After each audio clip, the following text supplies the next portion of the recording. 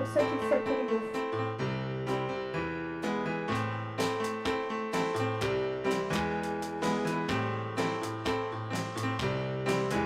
Venez louer le Seigneur, vous les nations, venez célébrer son nom, vous les peuples, car sa bonté pour nous est grande, sa vérité durera toujours.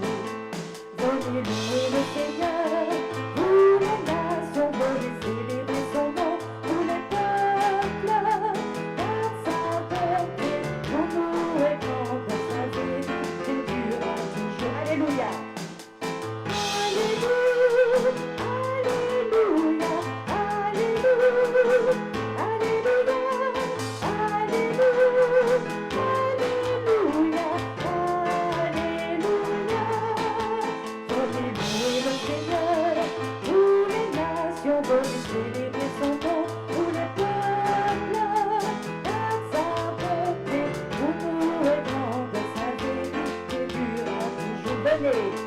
Venez louer le Seigneur, tous les nations, venez célébrer son nom, tous les peuples, car sa bonté pour nous est grande, sa vérité durera toujours. Alléluia. Alléluia, alléluia, alléluia, alléluia, alléluia, alléluia, encore une fois. Alléluia, alléluia, alléluia, alléluia, alléluia, alléluia,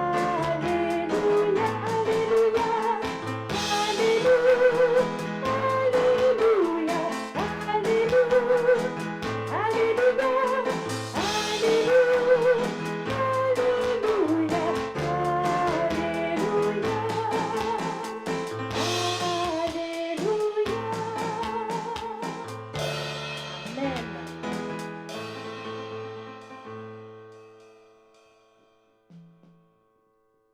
Laissons entrer le roi de gloire.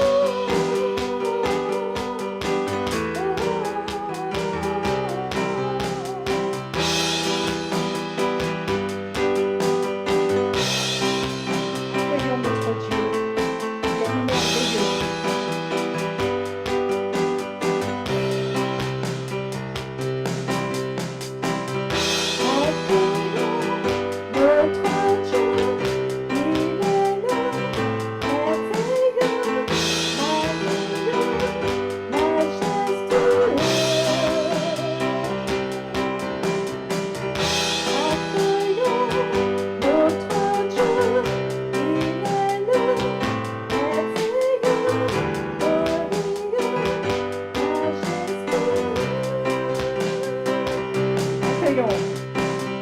Accueillons notre Dieu, il est le merveilleux, glorieux, majestueux. Accueillons notre Dieu, il est le merveilleux, glorieux, majestueux.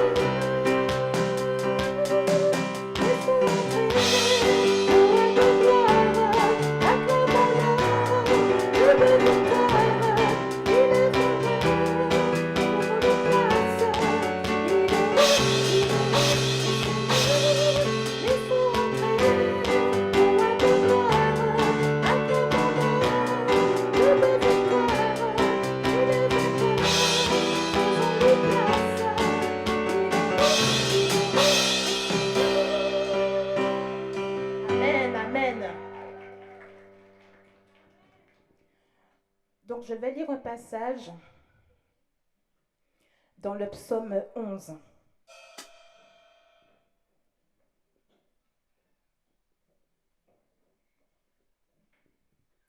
Louez l'Éternel. Je louerai l'Éternel de tout mon cœur. Dans la réunion des hommes droits et dans l'assemblée, les œuvres de l'Éternel sont grandes, recherchées par tous ceux qui les aiment. Son activité n'est que splendeur et magnificence, et sa justice subsiste à jamais, à perpétuité. Il a laissé le souvenir de ses merveilles. L'Éternel fait grâce, il est rempli de compassion. Il a donné de la nourriture à ceux qui le craignent. Il se souvient toujours de son alliance. Il a montré à son peuple la puissance de ses œuvres en lui donnant l'héritage d'autres nations. Les œuvres de ses mains, c'est la vérité et la justice. Tous ses décrets sont dignes de confiance, bien établis pour toute l'éternité, faits avec vérité et droiture. Il a envoyé la libération à son peuple. Il a prescrit son alliance pour toujours. Son nom est saint et redoutable. La crainte de l'Éternel est le commencement de la sagesse. Tous ceux qui respectent ses décrets ont une raison saine. Sa gloire subsiste à perpétuité. Amen.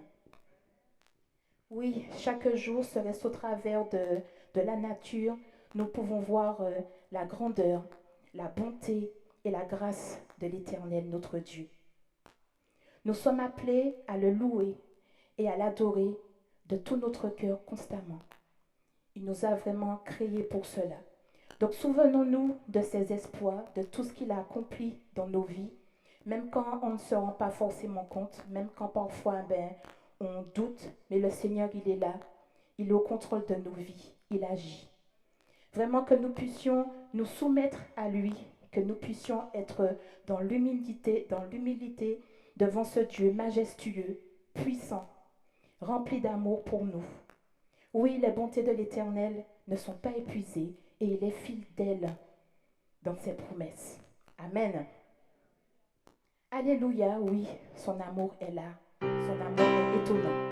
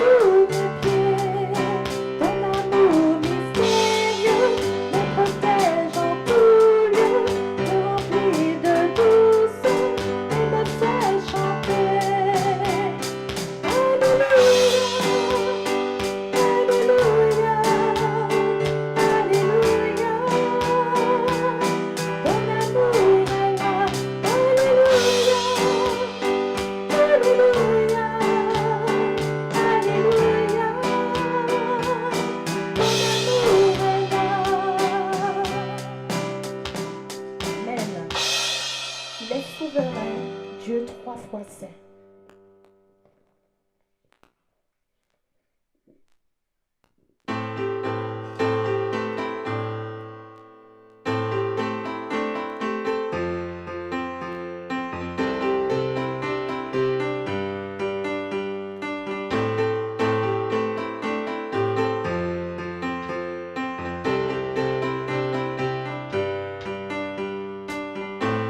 Assis dans le ciel, ton trône éternel, tu règnes à jamais. Vêtu de splendeur, entouré d'honneur et de majesté. Les anges chantent à toi la gloire.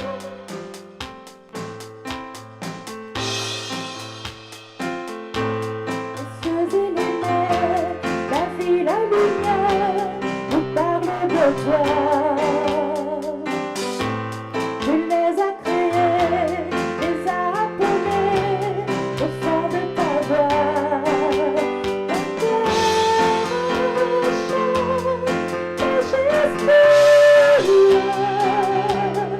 souverain, Dieu tout-puissant. Tu es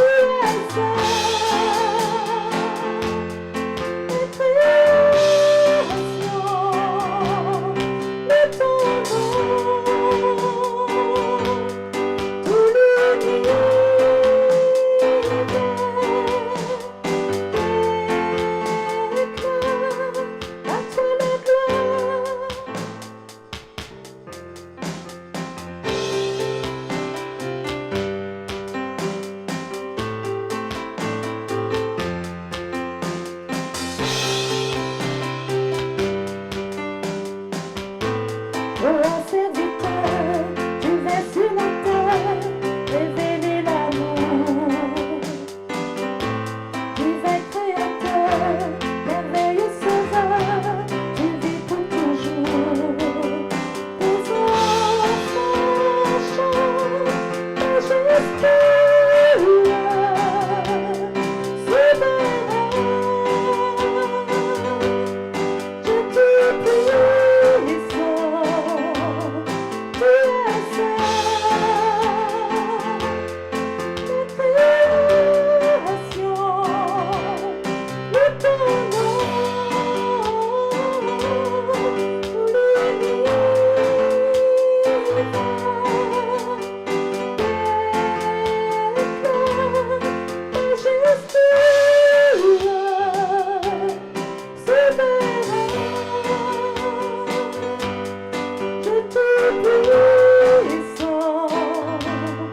Tu es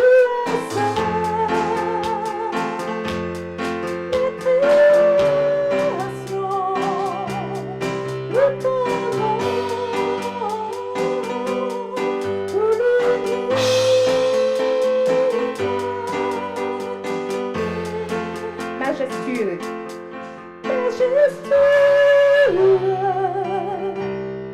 souverain, Dieu tout-puissant. Tu es saint, la création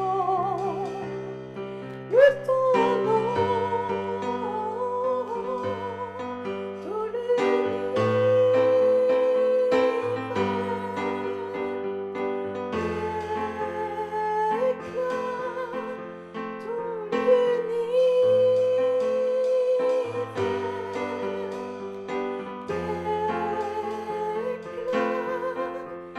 à toi la gloire.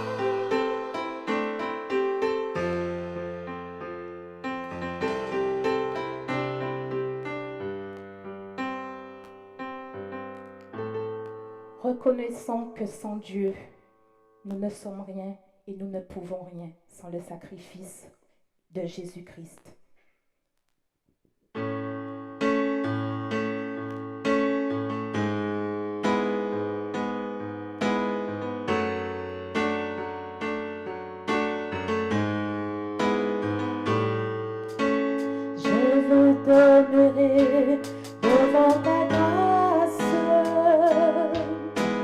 n'ai rien à donner, ni rien à te prouver. Je viens m'humilier devant ta face.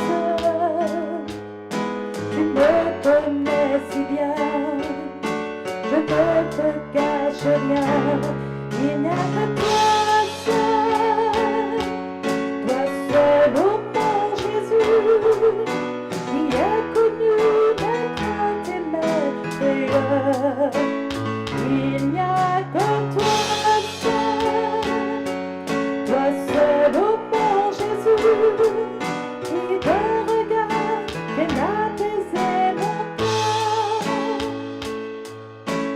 J'apprends à mourir à moi-même. Je choisis ton chemin, j'abandonne le mien. Ton esprit me guide, m'enseigne à dépendre de toi. J'ai tant besoin de toi, disons-le. Il n'y a que toi seul, oh mon Jésus, qui est connu mes craintes et mes frayeurs. Il n'y a que toi seul, oh mon Jésus, qui te regarde et m'apaiser mon cœur. Je chéris en moi ta parole, elle me parle de toi, elle fortifie ma foi.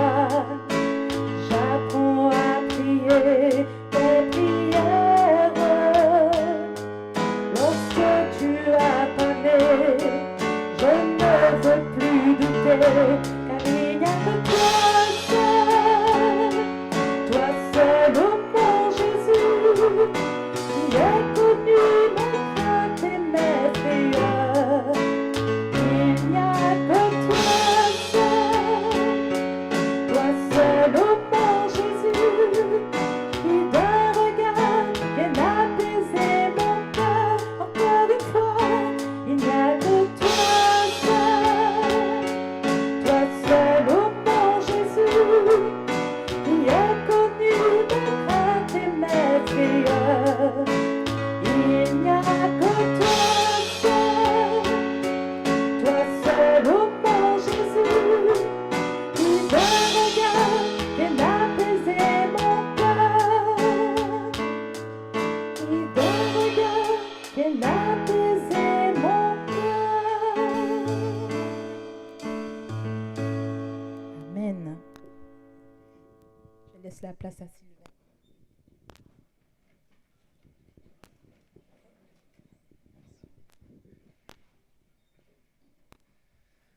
Bonjour à tous. Nous arrivons à un temps qui est précieux pour nous, un temps où on veut se souvenir ensemble de ce que Jésus a accompli pour ceux qui se confient en lui, qui l'ont choisi comme sauveur et Seigneur. Et c'est la Sainte Seine, c'est un repas que Jésus lui-même a instauré. Et je vous propose de lire en Matthieu au chapitre 26, à partir du verset 17. Matthieu chapitre 26, verset 17.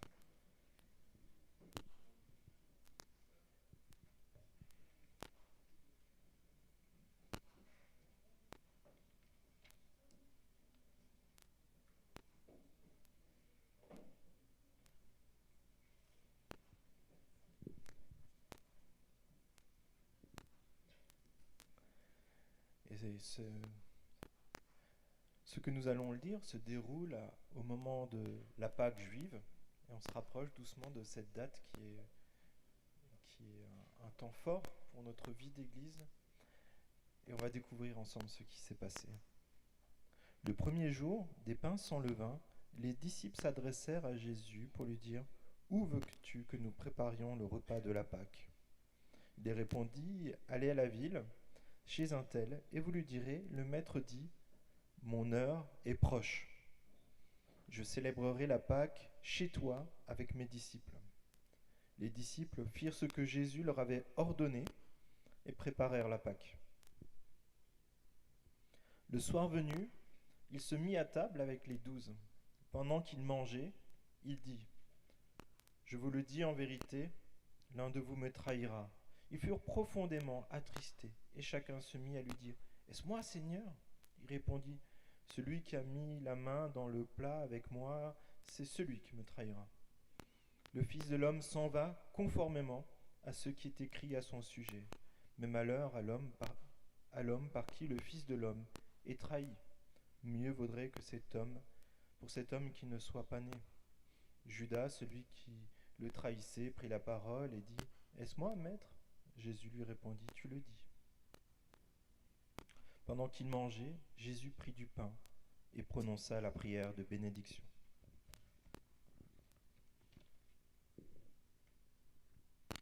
Puis il le rompit et le donna aux disciples, en disant, prenez, mangez, ceci est mon corps. Il prit ensuite une coupe et remercia Dieu. Puis il la leur donna en disant, buvez-en tous, car ceci est mon sang, le sang de la nouvelle alliance, qui est versé pour beaucoup, pour le pardon des péchés. Je vous le dis, je ne boirai plus désormais de ce fruit de la vigne, jusqu'au jour où je le boirai à nouveau avec vous dans le royaume de mon Père.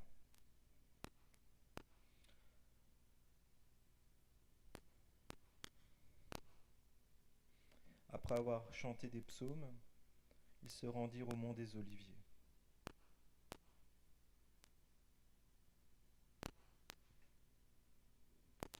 Alors Jésus leur dit, vous trébucherez tous cette nuit à cause de moi, car il est écrit, je frapperai le berger et les brebis du troupeau seront dispersées.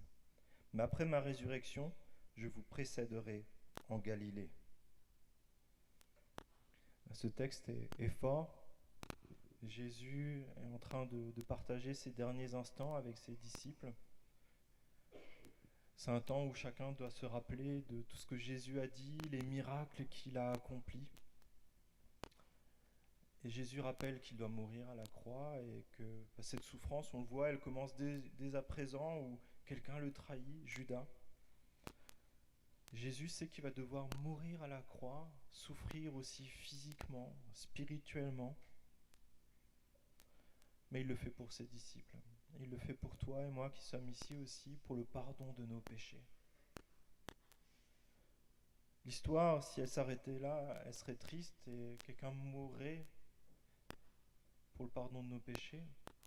Mais Jésus est aussi ressuscité pour nous donner une nouvelle vie avec lui.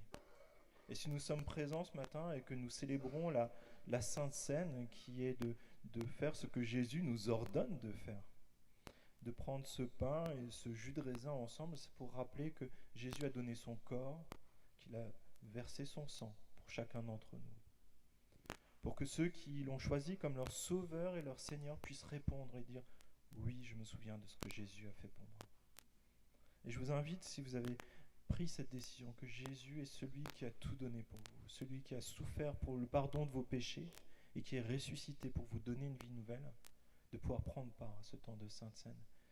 Et je veux prier pendant ce temps que l'équipe de Sainte Seine s'approche. Oui, Père, nous nous rappelons que tu as envoyé Jésus à notre rencontre pour nous sortir de la boue du péché, nous donner une vie nouvelle, une vie qui est abondante. Et nous voulons nous rappeler que cette vie nouvelle et le pardon de nos péchés a un coût, celui de Jésus-Christ qui souffre, qui meurt. Et notre espérance est de ressusciter, comme lui-même a ressuscité, pour nous ouvrir la voie vers le chemin qui mène à ta maison, à ton royaume, où il n'y a plus de pleurs, plus de maladies, plus de larmes, Seigneur.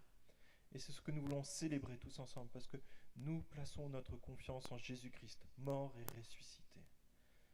Je te prie ainsi dans le nom de Jésus-Christ. Amen.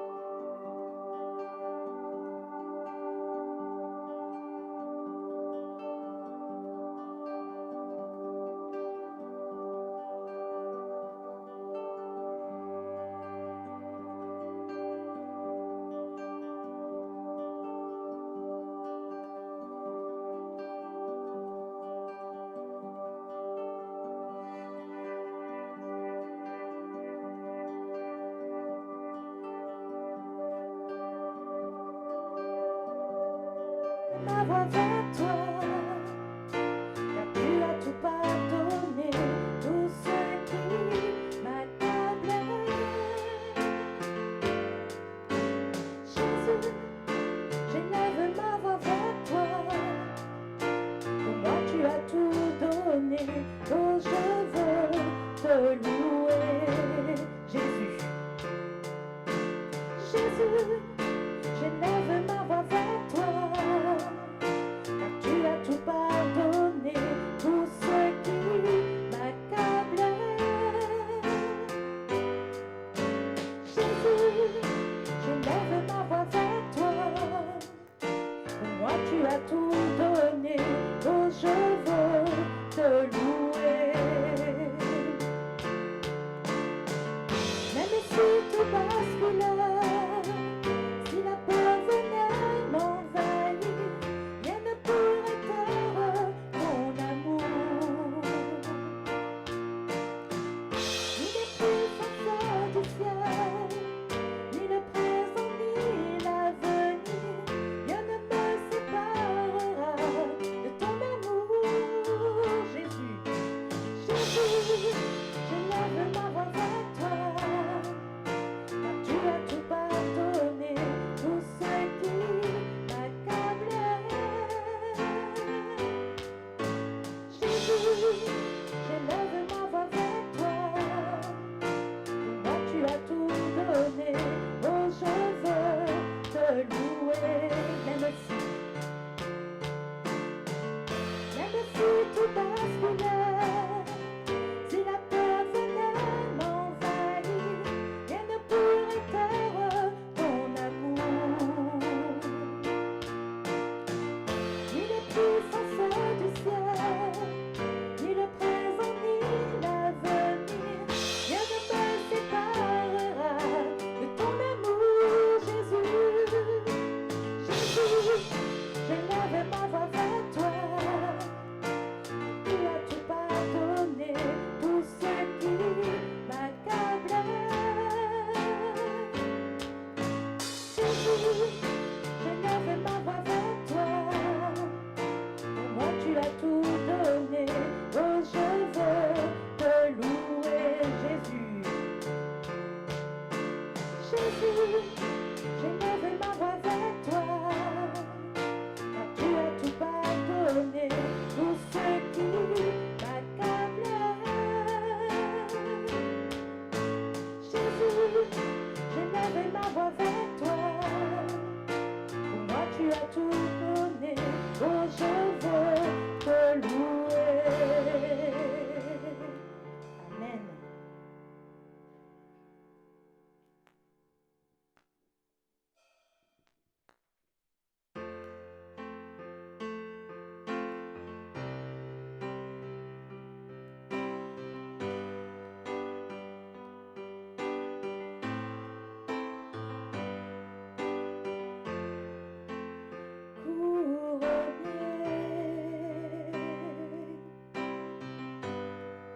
Rayonnant de majesté, tout l'univers proclame ta grandeur. Glorifié, glorifié par les anges prosternés. Tu es assis à la droite du Père. Jésus, merveilleux nom, qui est semblable à toi, oh Dieu.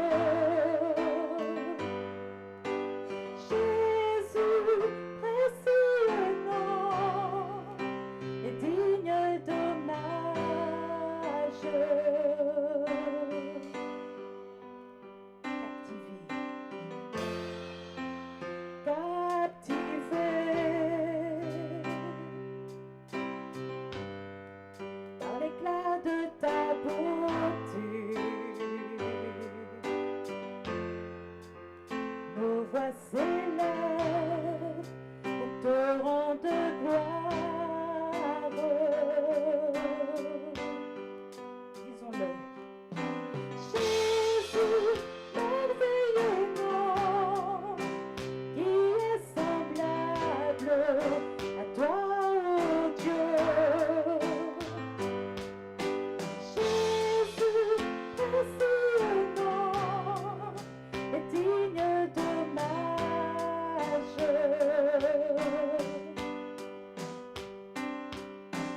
Jésus, merveilleux nom, qui est semblable à toi, ô Dieu. Jésus, précieux nom, est digne d'hommage.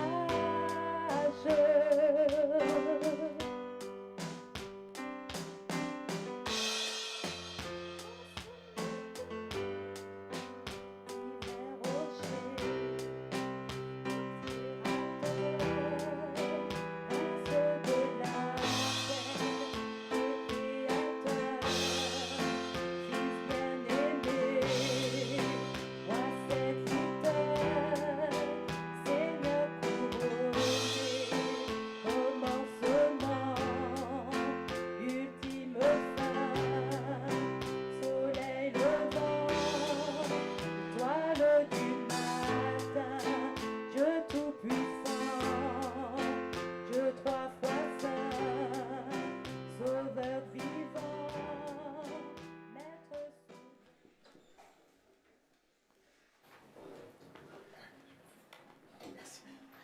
Je vous invite à saluer votre voisin, de gauche, de droite. T'es à gauche. Salut Moïse.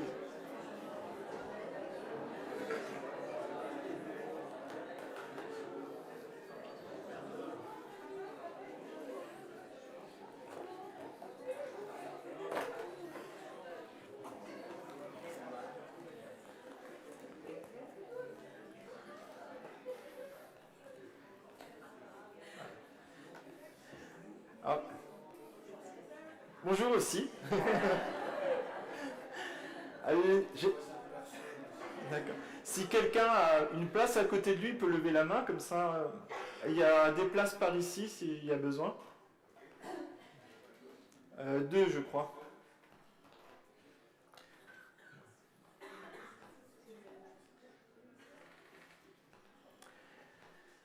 Bien le bonjour. Content d'être ensemble pour adorer Dieu, puis apprendre à le connaître, et puis aussi à se rappeler ce qu'il a accompli pour nous. Et c'est pour cela qu'on se réunit semaine après semaine lors des cultes, mais aussi lors des autres rendez-vous, comme par exemple les soirées de prière ou les groupes de maison. Et je vais justement donner quelques nouvelles pour cette semaine de ce qui va se passer.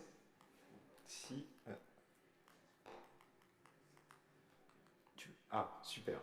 Cette semaine, nous aurons les groupes de maison. Donc le principe, c'est de pouvoir se retrouver en plus petit comité, peut-être en famille, pour apprendre à se connaître, apprendre à connaître Dieu, prier les uns pour les autres. Et cette semaine, les groupes de maison auront lieu mardi à Forges, jeudi à Veneux et Vulaine, et vendredi à Nemours, si je ne me trompe pas. Oui, c'est bon, c'est ça. Je vous invite vraiment à pouvoir, si vous ne l'avez jamais fait, à participer à un groupe de maison, à un jour, un horaire qui colle à votre emploi du temps. Et si vous avez des questions, n'hésitez surtout pas à poser la question à l'équipe d'accueil, qui a un badge bleu, et qui pourra vous renseigner et vous diriger vers l'un des responsables pour pouvoir être en relation, puis avoir les informations du groupe. Aussi, si vous le souhaitez, vous pouvez aussi adorer Dieu en lui confiant une partie de votre temps, une partie de vos finances pour son adoration et aussi l'avancement de son règne dans cette région pour que davantage de personnes le connaissent et aussi le bon fonctionnement de notre Église. Et pour ça, vous avez le tronc, donc c'est la boîte en bois qui se trouve dans l'entrée et aussi les informations qui se trouvent sur le site internet ou un feuillet que vous pouvez aussi demander à l'équipe d'accueil. Aussi, si vous venez pour là ou les premières fois, n'hésitez surtout pas à remplir un carton contact. Faisons connaissance, ça vous permettra de recevoir semaine après semaine les mails d'information de l'Église pour savoir ce qui s'y déroule, comme par exemple les groupes de maison et autres. Ça vous fera un rappel du dimanche si jamais vous n'étiez pas tout à fait concentré à ce moment-là. Mais aussi, si vous avez des questions sur la foi chrétienne, sur le fonctionnement de l'Église, si vous souhaitez un rendez-vous pastoral, peut-être un temps pour prier ensemble, c'est aussi une façon de pouvoir laisser vos coordonnées pour qu'on puisse vous recontacter. Donc, n'hésitez surtout pas. Et c'est moi qui vais apporter la parole de Dieu aujourd'hui dans Romains au chapitre 2. Et je vous invite à ouvrir votre Bible dans Romains au chapitre 2 et au verset 6.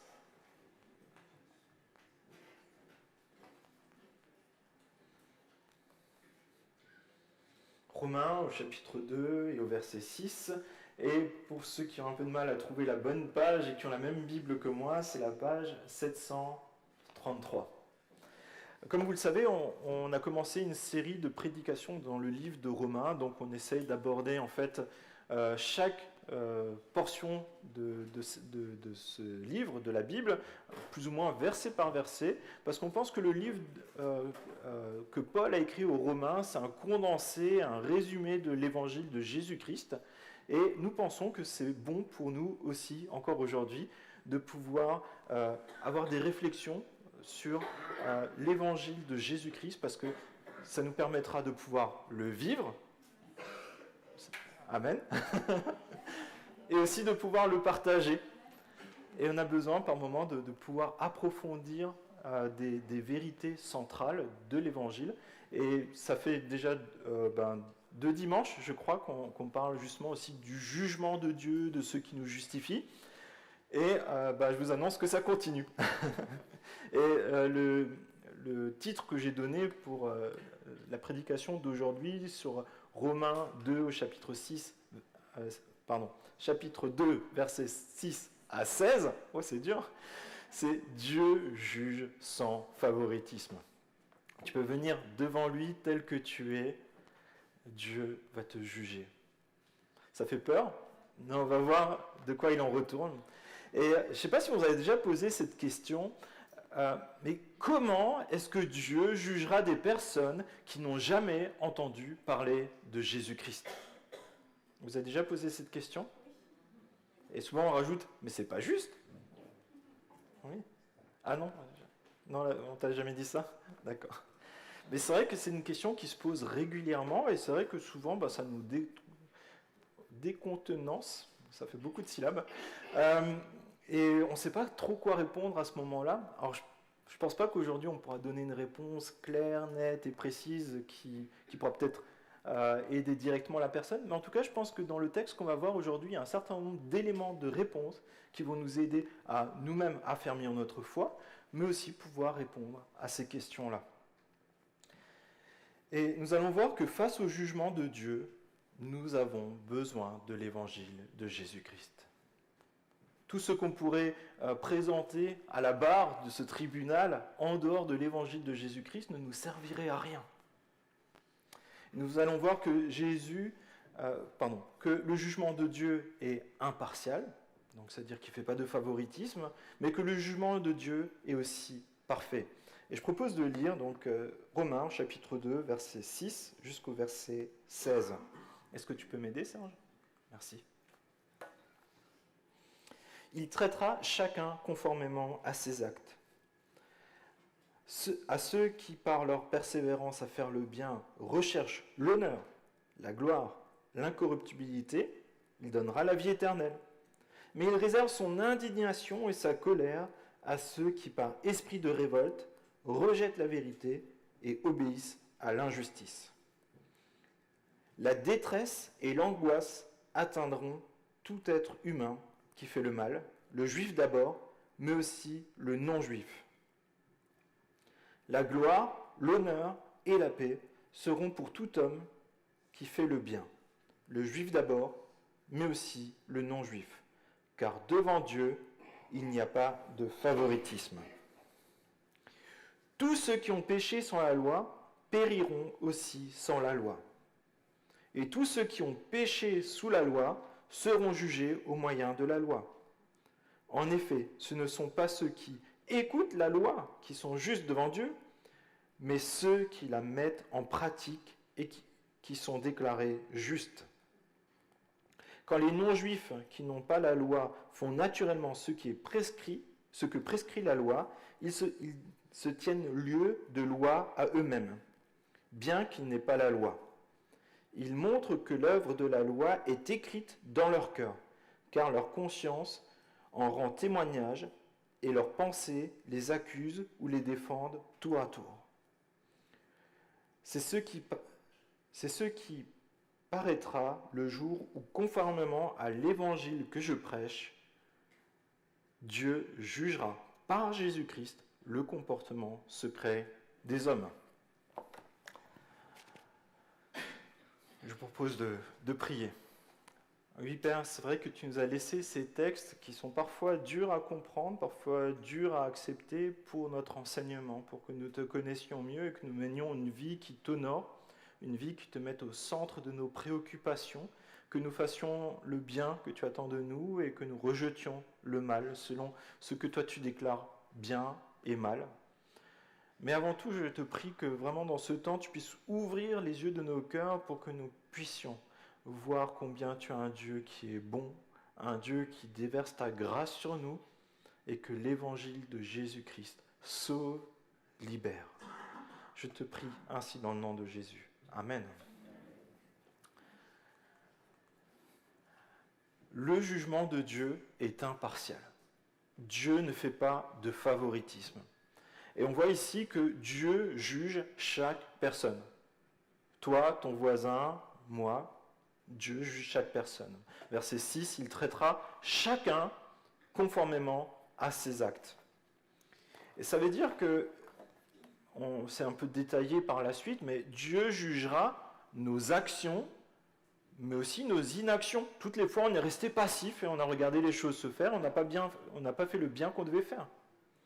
Il va juger nos paroles, nos attitudes, et cela pour chaque être humain qui a vécu sur terre. Et le jugement de Dieu se basera sur des faits, mais aussi sur la révélation que Dieu a de des motivations de nos cœurs. Parce que devant Dieu, c'est ce qu'on verra tout à l'heure, tout est révélé. Il n'y a pas de secret, il y a la lumière.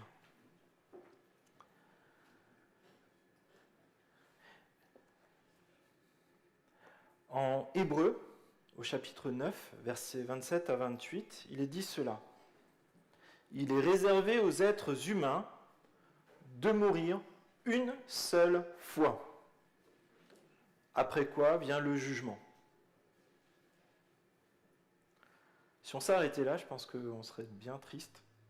Personne parmi nous n'aurait d'espoir. Mais heureusement, l'auteur de l'Épître aux Hébreux continue. De même, Christ est offert une seule fois pour porter les péchés de beaucoup d'hommes. Puis, il apparaîtra une seconde fois, sans rapport avec le péché, à ceux qui l'attendent pour leur salut. Et à chaque fois que nous célébrons la Sainte Seine comme nous l'avons fait, nous disons à Dieu, nous attendons le retour de Jésus. Et là, dans ce texte-là, je propose juste d'en tirer quelques leçons. C'est le jugement concerne tous les hommes et femmes. Ça veut aussi dire qu'il n'y a pas de réincarnation. Ça veut aussi dire qu'il n'y a pas de seconde chance, se dire, bon, ben là, c'était un tour d'essai, je ferai mieux la prochaine fois. Non. Au moment où on meurt, Dieu nous jugera. Et ça veut dire qu'il y a aussi une opportunité. Il y a ce qu'on appelle une grâce, un cadeau, et c'est Jésus-Christ qui porte nos péchés. Jésus qui est venu porter le péché des hommes, une fois pour toutes. Et il l'a déjà fait. Et ça, c'est l'assurance des chrétiens, des disciples de Jésus-Christ. Et aujourd'hui, depuis que Jésus a fait cela, nous sommes dans le temps de la patience de Dieu, et nous attendons le retour de Jésus. Et au moment du retour de Jésus, un jugement s'appliquera. Pour certains, ça sera le salut éternel dans la maison de Dieu. Pour d'autres, ça sera la condamnation. Ça veut dire être séparé de Dieu pour l'éternité. Salut ou condamnation. Ça veut dire qu'il y a un jugement et deux destins. Et je vous propose de retourner dans Romains, au verset 6. où il nous est parlé justement de ces deux destins. Le destin numéro 1, à ceux qui, par leur persévérance à faire le bien, recherchent l'honneur, la gloire, l'incorruptibilité, il donnera la vie éternelle. Le destin numéro 1 que je nous souhaite à chacun parmi nous, ici présents, c'est la vie éternelle, qui comprend la gloire auprès de Dieu, l'honneur, et quelques versets plus tard, on va voir la paix. Plus la possibilité de pécher, plus de souffrance. Puis il y a le deuxième destin que je ne souhaite à personne, la mort éternelle, qui comprend la souffrance, l'angoisse et la détresse pour l'éternité. Une éternité de souffrance, de regret, qui nous est décrit ici par ces quelques mots, verset 8, « Mais il réserve son indignation et sa colère à ceux qui, par esprit de révolte, rejettent la vérité et obéissent à l'injustice. La détresse, l'angoisse atteindront tout être humain qui fait le mal, le juif d'abord, mais aussi le non-juif. » La mort éternelle, c'est pas que c'est fini, c'est que les souffrances continuent loin de Dieu. C'est la punition juste que Dieu donne à ceux qui n'auront pas accepté Jésus-Christ. Et on voit deux destins, deux destinations, mais on voit aussi deux attitudes. À ceux qui, par leur persévérance à faire le bien, recherchent l'honneur, la gloire et l'incorruptibilité, il donnera la vie éternelle. Il est question ici de, avec persévérance, rechercher à faire le bien, rechercher l'honneur de Dieu, mettre Dieu comme Seigneur, Roi, boss dans notre vie. Et il y a une deuxième attitude, verset 8, « Mais il réserve son indignation et sa colère à ceux qui, par esprit de révolte, rejettent la vérité et obéissent à l'injustice. » Et cette attitude qui mène à la mort éternelle, ça consiste à la révolte contre Dieu, la révolte contre les commandements de Dieu, le mensonge, avoir sa propre vérité peut-être, et à vivre dans l'injustice, de dire c'est ma justice et pas celle de Dieu. Et ça nous rappelle que Dieu juge et détermine si les actions d'une personne sont bonnes ou mauvaises. Oui. Mais c'est vrai que souvent, on résume le jugement de Dieu à la vie ou à la mort éternelle. Vous êtes d'accord ? Quand vous présentez, tu vas être jugé par Dieu, vous dites, soit pour la mort éternelle, soit pour la vie éternelle. On est d'accord ? Et c'est très bien, c'est juste. Mais ça donne parfois l'impression, à nous qui vivons peut-être l'Église depuis des années, ça donne parfois l'impression que d'être chrétien, d'être enfant de Dieu, c'est une sorte de passe-droit pour faire n'importe quoi, faire ce qui me plaît. C'est la première fois que vous entendez ça ? Non ? Bon, c'est la première fois que vous pensez à ça ? Non ? Ben, ça tombe bien, on le verra dans Romains 6, mais ça ne sera pas tout de suite. Moi, j'ai besoin d'une petite pause dans Romains. Mais c'est vrai que je voudrais quand même qu'on éclaircisse ça aujourd'hui, parce que je pense que c'est important pour notre vie chrétienne. Parce que parfois, on s'appuie tellement trop facilement sur « c'est bon, je suis sauvé », et hop, j'ai tout compris, peut-être parfois. Mais non, nous serons jugés par Dieu pour ce que nous aurons fait et pas fait, ce que nous aurons pensé, ce que nous aurons dit. Et on l'a vu dans les prédications précédentes, c'est Jésus qui disait « on reconnaît l'arbre à son fruit ». Il y a une question de cohérence dans notre vie, en fait. Parce que Jésus dira aussi « il m'appelle Seigneur, Seigneur », mais moi je ne les connais pas. Et la Bible, si je fais juste une pause, si dans ta vie, régulièrement, c'est à la dernière minute que tu dis « je suis chrétien et c'est pour ça que je ne peux pas faire ça », peut-être c'est là un temps pour vraiment prendre un temps devant Dieu, lui dire « révèle-moi dans ma vie où j'en suis avec toi ». pour pas rester sur des apparences, pas rester sur une date où tu as fait une prière ou ta date de baptême, mais sur où tu en es aujourd'hui devant Dieu. C'est pas une blague, c'est important. Parce que parfois on est embarqué, on suit tout le monde, on vit la vie d'église, mais est-ce qu'on est réellement enfant de Dieu? Bon, ma deuxième remarque. La Bible nous annonce que les œuvres des enfants de Dieu seront aussi jugées. Et on l'a lu il n'y a pas si longtemps, c'est dans 1 Corinthiens 3 au chapitre 10 à 15. Verset 10. Conformément à la grâce que Dieu m'a donnée, j'ai posé le fondement comme un sage architecte et un autre construit dessus. Donc c'est Paul qui parle à l'église des Corinthiens. Cependant, que chacun fasse attention à la manière dont il construit dessus. Car personne ne peut poser un autre fondement que celui qui a été posé, à savoir Jésus-Christ. Est-ce que ton fondement, c'est seulement Jésus-Christ? Est-ce que sur ce fondement, il n'y a peut-être pas une petite couche de poussière avec des habitudes, la religiosité et autres? Demande à Dieu de t'éclairer là-dessus. Verset 12. Que l'on construit sur ce fondement avec de l'or, de l'argent, des pierres précieuses, du bois, du foin ou de la paille, l'œuvre de chacun sera dévoilée. Le jour du jugement la fera connaître. Car elle se révélera dans le feu et l'épreuve du feu indiquera ce que vaut l'œuvre de chacun. Si l'œuvre que quelqu'un a construite sur le fondement subsiste, il recevra une récompense. Si son œuvre brûle, il perdra sa récompense. Lui-même sera sauvé, mais comme au travers d'un feu. Mes amis, ce matin, ne réduisons pas à l'évangile, Jésus ou l'évangile au salut. C'est essentiel et c'est la pierre angulaire. Mais ne le réduisons pas à cela dans notre vie chrétienne. L'évangile de Jésus-Christ nous parle du péché, nous parle de ce qui déplaît à Dieu, de toutes les fois où nous ne faisons pas ce que Dieu désire de nous.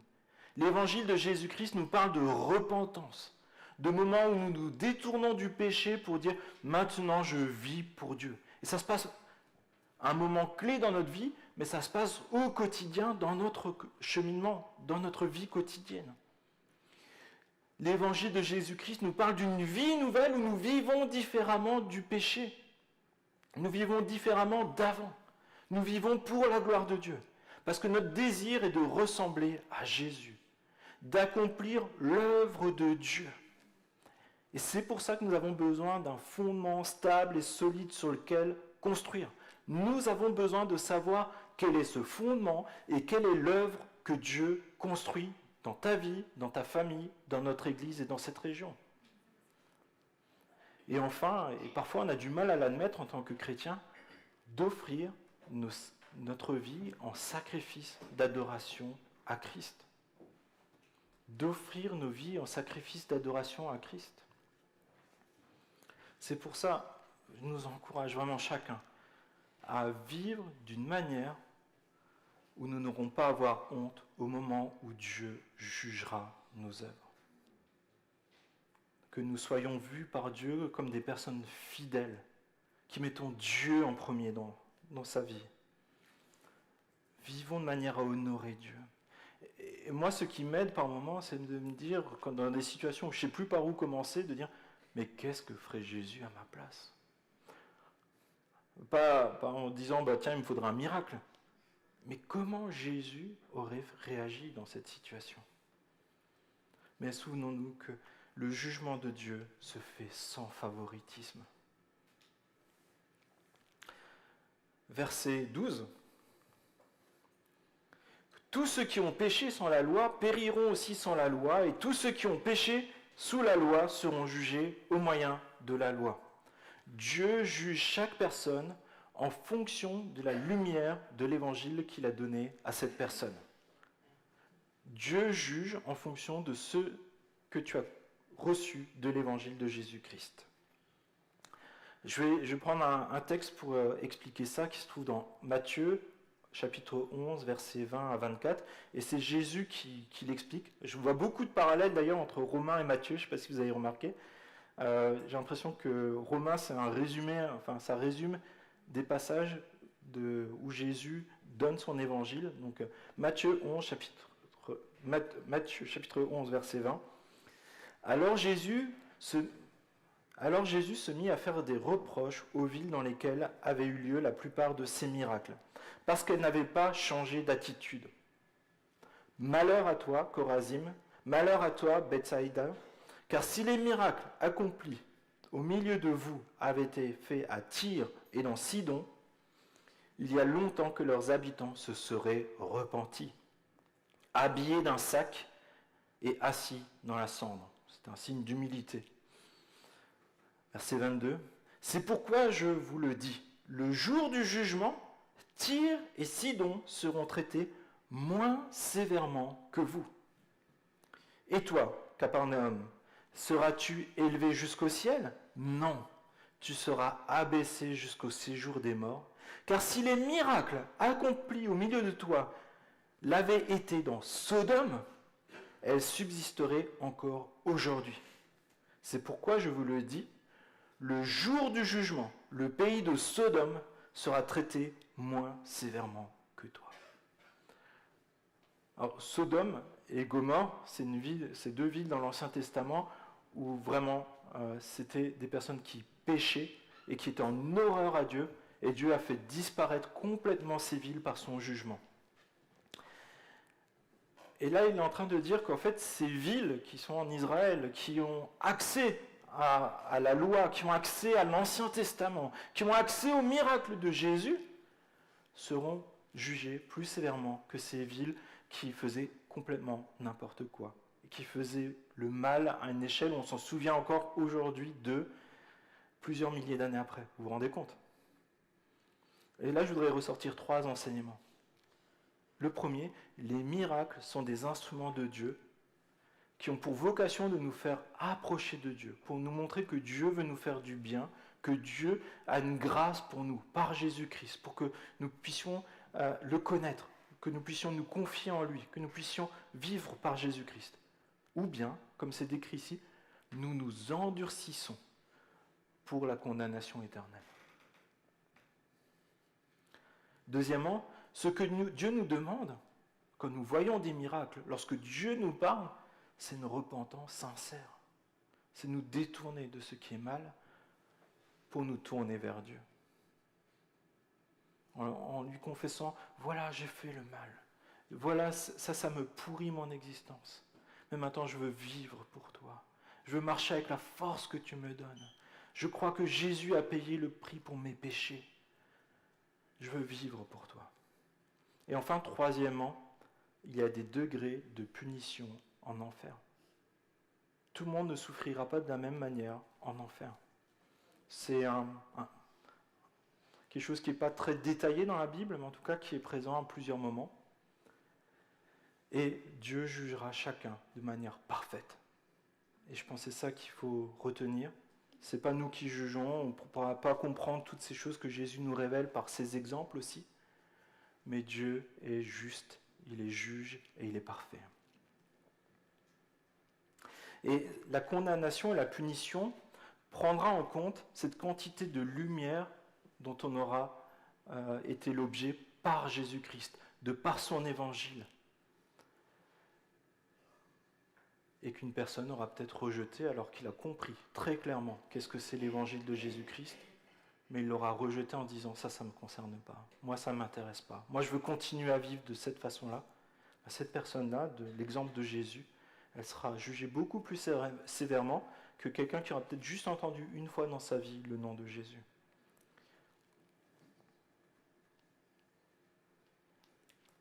C'est des choses difficiles à entendre, des choses difficiles à accepter, mais on a un Dieu qui est à la fois pleinement et parfaitement amour, mais qui est pleinement et parfaitement juste et juge.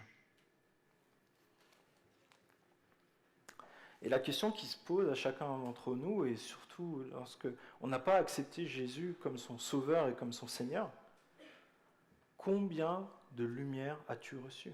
Combien de fois as-tu entendu l'évangile de Jésus-Christ? Combien de fois as-tu entendu que Jésus t'aime au point de souffrir et de mourir pour toi, qu'il y a une éternité dans sa présence?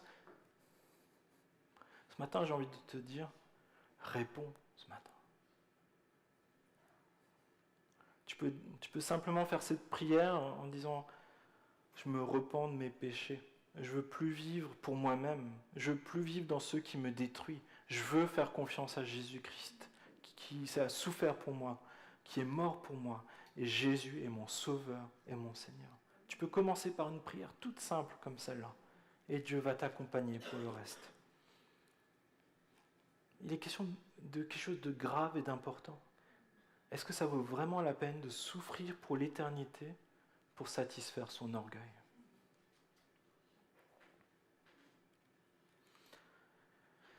Et le texte continue au verset 13. « En effet, ce ne sont pas ceux qui écoutent la loi qui sont justes devant Dieu, mais ce sont ceux qui la mettent en pratique qui seront déclarés justes. » Alors, vous l'avez déjà compris, je l'ai déjà dit, la Bible démontre que la loi, donc tout ce qui est dans l'Ancien Testament et même les commandements de Jésus, on ne peut pas les respecter parfaitement. Aucun homme, aucune femme dans le monde ne peut les respecter parfaitement. Pourquoi? Parce qu'on a tous péché. On est tous éloignés de Dieu. C'est quelque chose qu'on verra aussi dans la suite du livre des Romains. Même malgré nos efforts, on n'y arrivera pas.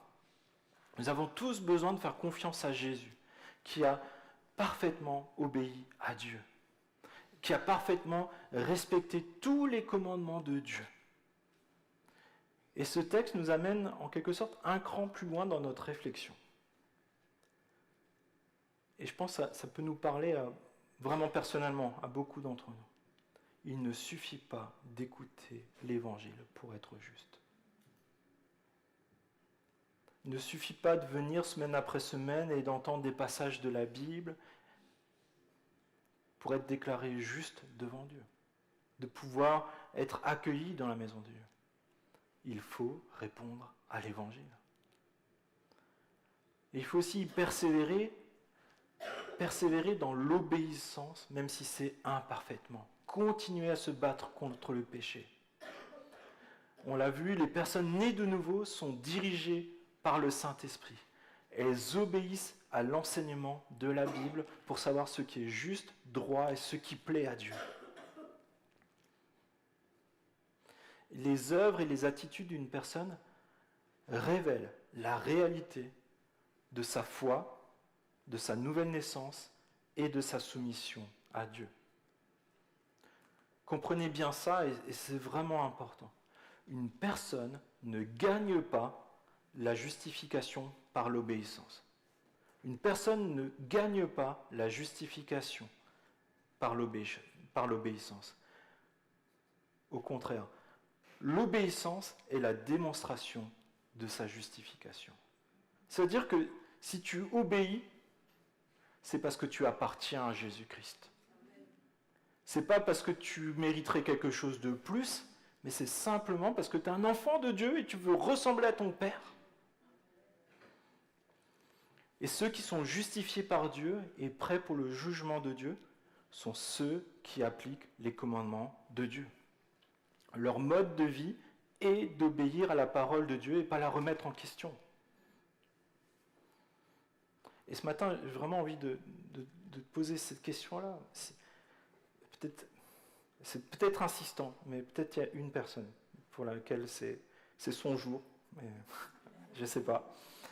Si ta vie chrétienne se base sur une prière que tu as faite à l'issue d'un culte après une prédication, ou un baptême qui a eu lieu il y a des mois et des années et dont tu te souviens partiellement, ou si ça se base sur l'habitude de venir au culte le dimanche, ou alors sur des vertus morales qui se basent au final que sur des apparences et à ressembler à un chrétien ou un disciple de Jésus-Christ, je t'en supplie, ne ressors pas de ce lieu sans avoir pris une décision claire envers Dieu, de te donner entièrement à Jésus, de confier chaque espace de ta vie à Jésus, s'il te plaît.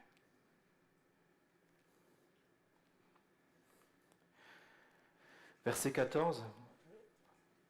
Quand des non-juifs qui n'ont pas la loi font naturellement ce que prescrit la loi, ils se tiennent lieu de loi à eux-mêmes, bien qu'ils n'aient pas la loi. Ils montrent que l'œuvre de la loi est écrite dans leur cœur, car leur conscience rend témoignage à leurs pensées, et leurs pensées les accusent et les défendent tour à tour. Et là, je pense qu'il y a quelque chose de glorieux et de bon, c'est que malgré le péché, malgré la désobéissance, Dieu a conservé dans chaque être humain, chrétien ou pas, une part de sa loi, une part de ce qui est bon devant Dieu, de la compréhension de ce qui est bien et mal. Et c'est un cadeau que Dieu a fait à l'humanité, et c'est sans doute pour la raison pour laquelle on est encore ici, qu'on ne s'est pas encore autodétruit les uns les autres. Mais c'est aussi l'occasion pour chaque être humain, au moment où tu entends cette petite voix qui te dit « Là, c'est pas bon ce que tu fais. Là, c'est pas bon que tu essaies de voler cette personne. Là, c'est pas bon que tu essaies de mentir. » C'est des temps où Dieu te dit « Tu y arriveras pas par toi-même. Tu vois que c'est pas bon. Mais moi, j'ai quelque chose de bon pour toi. » Et c'est l'occasion de constater qu'on a besoin de Dieu. Et Dieu dit que celui qui le cherche, Dieu va le trouver. Mets-toi simplement à disposition de Dieu, il va te trouver.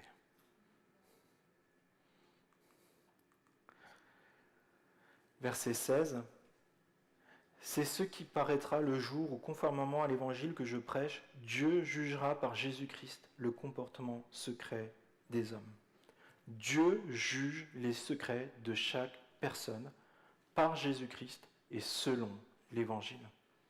Comprenez bien ça, nos pensées, nos actions, nos comportements seront un jour totalement révélés, mis en lumière devant Dieu comme un projecteur géant. Nos vies défileront devant Dieu. Et Dieu jugera sur la base de faits à la lumière de l'évangile de Jésus-Christ.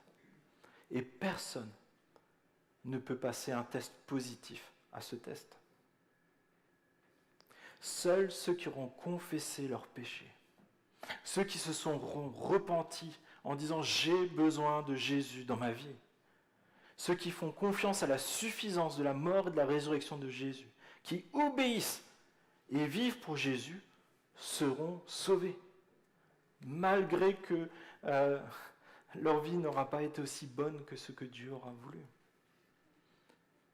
Et là, ma question pour toi ce matin, c'est si le jour du jugement, c'est aujourd'hui, es-tu prêt ? Es-tu prêt si Jésus revient aujourd'hui ? Es-tu prêt si Dieu te juge aujourd'hui ? C'est pour ça, retiens l'essentiel si ce n'est pas le cas.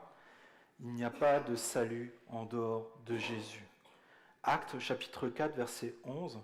Jésus est la pierre rejetée par vous qui bâtissez et qui est devenue la principale de l'angle. Il n'y a pas de salut, il n'y a de salut en aucun autre, car il n'y a sous le ciel aucun autre nom qui ait été donné parmi les hommes par lequel nous devions être sauvés. Ce n'est que par Jésus-Christ que nous sommes sauvés, que nous sommes déclarés justes devant Dieu. Ce n'est pas nos efforts qui nous déclarent justes, mais c'est l'obéissance parfaite de Jésus qui est mort à ma place, à ta place. Alors pour revenir à la question qu'on s'est posée tout au début, qu'en est-il des personnes qui n'ont pas entendu parler de Jésus ? Ou peut-être certains diront, mais pourquoi y a-t-il tellement peu de personnes qui ont accès au salut par Jésus-Christ ? Que penser de toutes les générations, de tous les peuples qui n'ont pas accès à Jésus et à l'évangile de Jésus-Christ, qui n'ont peut-être même pas une Bible dans leur langue ?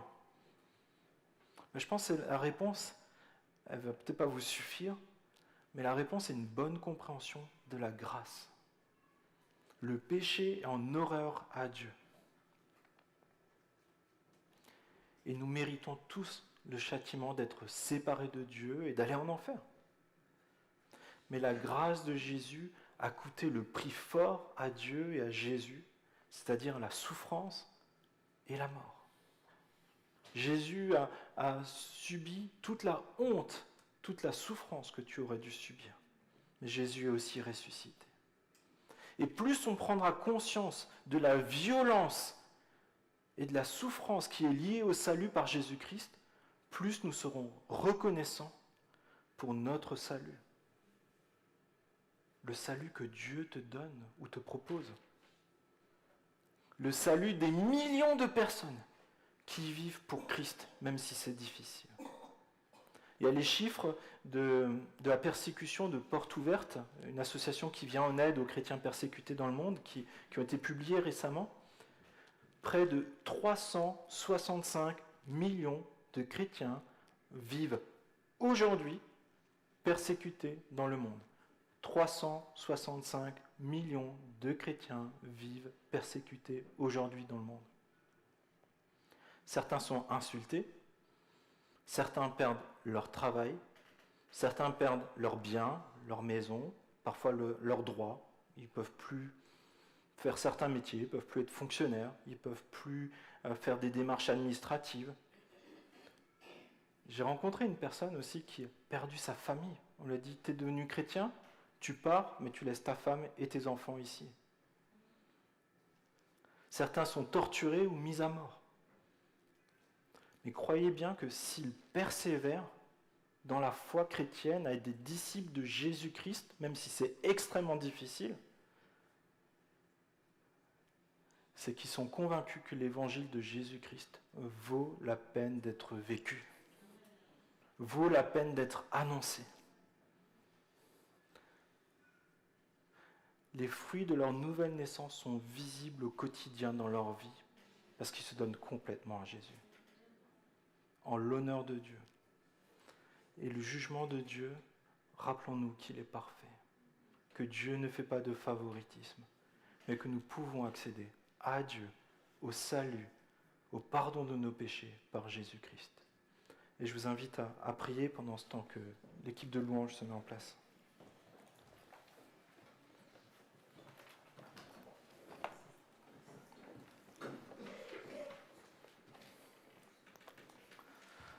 Oui, Père, c'est vrai que ces versets ne nous laissent pas indifférents. Nous constatons que malgré nos efforts, nous n'arrivons pas à faire le bien que tu attends de nous. Et bien souvent, nous faisons même le mal que nous ne voudrions pas faire. Nous sommes faibles, mais nous voulons nous rappeler que toi, tu es fort et puissant. Que tu es fort et puissant pour nous amener à un jour à la stature parfaite de Christ. Et c'est une promesse que tu nous fais. Et c'est par cela que nous vivons au jour le jour, parce qu'un jour, nous serons dans ta maison. Nous serons déclarés saints. Nous vivrons totalement tous les privilèges que tu nous réserves en tant que co-héritiers de Christ. C'est tellement glorieux, tellement grand. Et je te prie, s'il te plaît, que dans notre quotidien, tu nous aides à être reconnaissants de cela, pour que nos vies te rendent gloire, que nous soyons prêts à faire les sacrifices nécessaires pour que notre vie ait du sens devant toi. Seigneur, je te prie, s'il te plaît, de transformer nos cœurs pour que nous ayons ce cœur de repentance envers toi et que nous sachions te mettre toujours en premier dans notre vie, que nous sachions déclarer « J'ai besoin de Jésus dans ma vie ».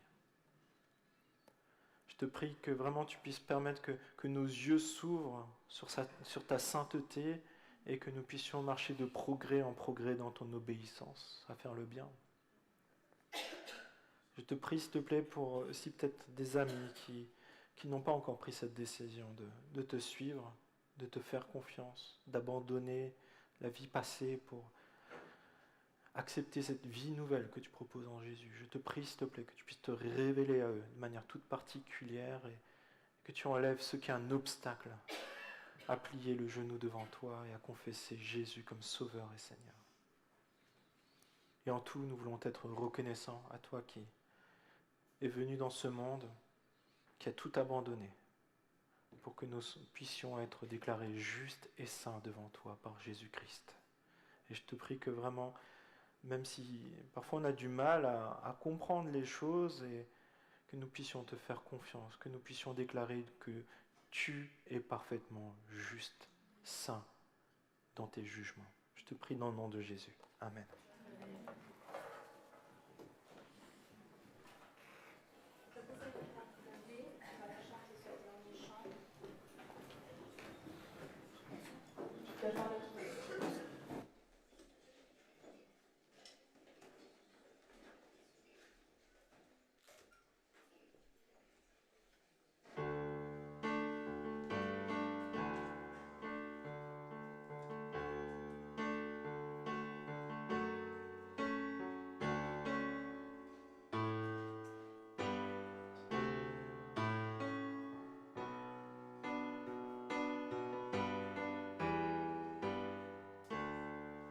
Devant le trône du Très-Haut, mon défenseur saura plaider. C'est avocat, ça, bel amour, il intercède pour moi toujours. Mon nom est gravé sur ses mains, mon nom est inscrit sur son cœur, puisqu'il défend ma cause au ciel, il ne pourra me condamner, il ne pourra me condamner. Et quand Satan me fait douter, vient me tenter et m'accuser, je lève les yeux vers celui qui a donné pour moi sa vie. Mon sauveur était innocent, sa mort me rend la liberté. Et Dieu le juste est satisfait, et il pardonne mon péché, et il pardonne mon péché. Voyez l'agneau ressuscité, il est le roi plein de bonté. Non, il ne changera jamais, lui ma justice, mon gain, ma paix. En lui j'ai la vie éternelle, par son sang il m'a racheté. Pour toujours ma vie est cachée en Jésus mon sauveur, mon Dieu. En Jésus mon sauveur, mon Dieu. Amen. Je vous souhaite un excellent dimanche, une bonne semaine et que vous soyez tous bénis dans le nom du Seigneur Jésus.